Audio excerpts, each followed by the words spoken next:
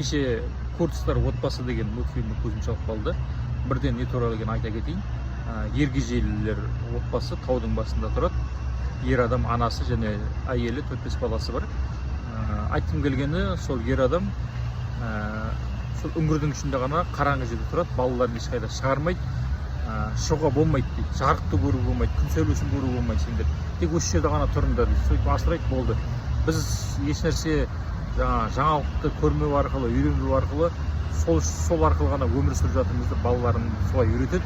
Және кім бір нәрсеге жарыққа ұмтылғысы келіп көргісі келсе, ертегі айтып, ұмтылған адамның өліп қалған жайлы айтып, сөйтіп қорқытады.